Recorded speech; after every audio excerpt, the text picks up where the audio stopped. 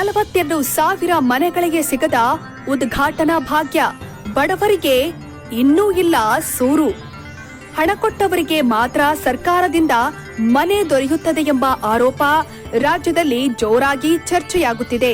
ಶಾಸಕ ಬಿಆರ್ ಪಾಟೀಲ್ ಆಡಿರುವ ಹೇಳಿಕೆಯನ್ನ ಇಟ್ಟುಕೊಂಡು ಬಿಜೆಪಿ, ಜೆಡಿಎಸ್ ನಾಯಕರು ಕಾಂಗ್ರೆಸ್ ಸರ್ಕಾರದ ಮೇಲೆ ಮುಗಿಬೀಳುತ್ತಿದ್ದಾರೆ.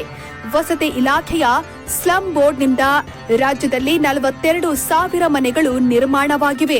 ಆದರೆ ಅವುಗಳನ್ನ ಫಲಾನುಭವಿಗಳಿಗೆ ಹಂಚಿಕೆ ಮಾಡುತ್ತಿಲ್ಲ.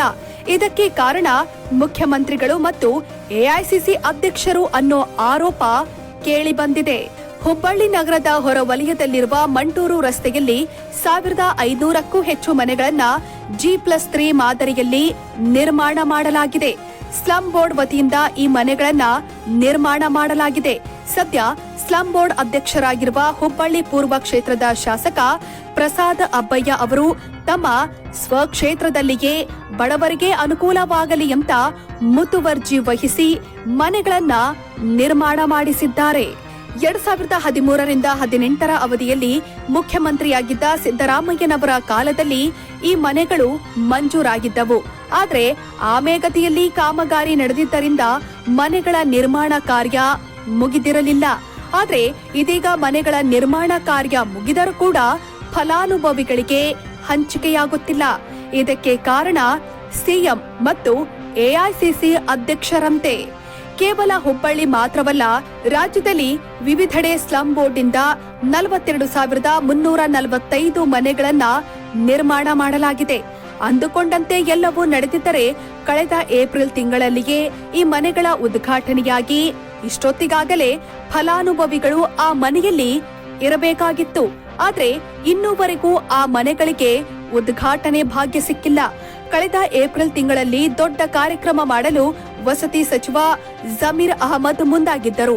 ಆ ಕಾರ್ಯಕ್ರಮಕ್ಕೆ ಸಿಎಂ ಸಿದ್ದರಾಮಯ್ಯ ಮತ್ತು ಎಐಸಿಸಿ ಅಧ್ಯಕ್ಷ ಮಲ್ಲಿಕಾರ್ಜುನ ಖರ್ಗೆ ಅವರನ್ನ ಕರೆಸಿ ಅವರಿಂದ ಉದ್ಘಾಟನೆ ಮಾಡಿಸೋದು ಸಚಿವ ಜಮೀರ್ ಅಹಮದ್ ಅವರ ಆಶಯವಾಗಿತ್ತು.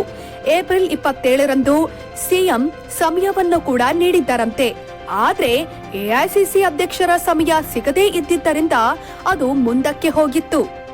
ಮೇ ಮೊದಲ ವಾರದಲ್ಲಿಯಾದರೂ ಕೂಡ ಕಾರ್ಯಕ್ರಮ ಮಾಡಲು ಜಮೀರ್ ಅಹಮದ್ ಸಿದ್ಧತೆ ಮಾಡಿಕೊಂಡಿದ್ರು. ಆದ್ರೆ ಆಗ ಕೂಡ ಇಬ್ಬರು ನಾಯಕರ ಸಮಯ ಹೊಂದಾಣಿಕೆಯಾಗದೇ ಇದ್ದಿದ್ದರಿಂದ ಅದು ಮತ್ತೆ ಮುಂದಕ್ಕೆ ಹೋಗಿತ್ತು. ಇದೀಗ ಮಳೆಗಾಲ ಆರಂಭವಾಗಿದೆ. ಮಳೆಗಾಲದಲ್ಲಿ ದೊಡ್ಡ ಮಟ್ಟದ ಕಾರ್ಯಕ್ರಮ ಮಾಡಲು ಕಷ್ಟವಾಗುವುದರಿಂದ ಮತ್ತೆ ಮನೆಗಳಿಗೆ ಉದ್ಘಾಟನೆ ಭಾಗ್ಯ ಸಿಗುತ್ತಿಲ್ಲ. ಈ ಬಗ್ಗೆ ಸ್ಲಂ ಬೋರ್ಡ್ ಅಧ್ಯಕ್ಷ ಪ್ರಸಾದ್ ಅಬ್ಬಯ್ಯ ಪ್ರತಿಕ್ರಿಯೆ ಕೊಟ್ಟಿದ್ದು, ದೊಡ್ಡ ಕಾರ್ಯಕ್ರಮ ಮಾಡಿ ಮನೆ ಹಂಚಿಕೆ ಮಾಡಲು ಚಿಂತಿಸಲಾಗಿತ್ತು. ಮಳೆಗಾಲ ಆರಂಭವಾಗಿದ್ದರಿಂದ ಸ್ವಲ್ಪ ತಡವಾಗಿದೆ. ಆದಷ್ಟು ಬೇಗನೆ ಮನೆಗಳನ್ನ ಉದ್ಘಾಟನೆ ಮಾಡಿ ಫಲಾನುಭವಿಗಳಿಗೆ ಹಂಚಿಕೆ ಮಾಡೋದಾಗಿ ಹೇಳಿದ್ದಾರೆ. ರಾಜ್ಯದಲ್ಲಿ ಬಡವರಿಗಾಗಿಯೇ ಮನೆಗಳು ನಿರ್ಮಾಣವಾದರೂ ವಾಸಿಸದಂತಾಗಿದೆ. ಆದಷ್ಟು ಬೇಗನೆ ಸಿಎಂ ಮತ್ತು ಎಐಸಿಸಿ ಅಧ್ಯಕ್ಷರು ಸಮಯವನ್ನ ಕೊಟ್ಟರೆ ಮನೆಗಳ ಉದ್ಘಾಟನೆಯಾಗತ್ತೆ.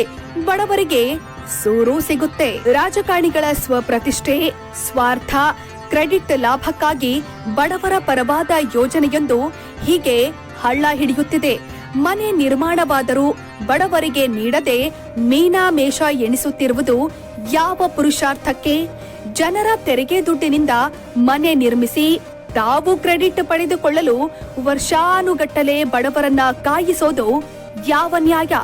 ಇತ್ತೀಚೆಗೆ ಉತ್ತರ ಕರ್ನಾಟಕದಲ್ಲಿ ಮಹಿಳೆಯರಿಗೆ ಕೊಡಲು ಇಟ್ಟಿದ್ದ ಲಕ್ಷಾಂತರ ಸ್ಯಾನಿಟರಿ ಪ್ಯಾಡ್ಗಳನ್ನ ಸಕಾಲದಲ್ಲಿ ನೀಡದೆ ಅದರ ಅವಧಿ ಮುಗಿದಿದ್ದರಿಂದ ಬೆಂಕಿಗೆ ಹಾಕಲಾಯಿತು. ಇದರಿಂದ ನಷ್ಟವಾಗಿದ್ದು ಜನರ ತೆರಿಗೆ ಹಣ.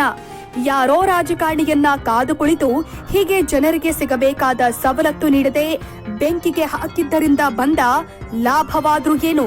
ಇನ್ನಾದ್ರೂ ಇಂತಹ ಚಾಳಿ ಬಿಟ್ಟು ಸೌಲಭ್ಯಗಳನ್ನ ತಡಮಾಡದೆ ಒದಗಿಸಿಕೊಡಬೇಕಿದೆ. ವೀಕ್ಷಕರೇ, ಈ ಸುದ್ದಿ ನಿಮಗೆ ಇಷ್ಟವಾದಲ್ಲಿ ನಮ್ಮ ಚಾನೆಲ್ ಅನ್ನ ಸಬ್ಸ್ಕ್ರೈಬ್ ಮಾಡಿ, ಲೈಕ್ ಮಾಡಿ, ಶೇರ್ ಮಾಡಿ.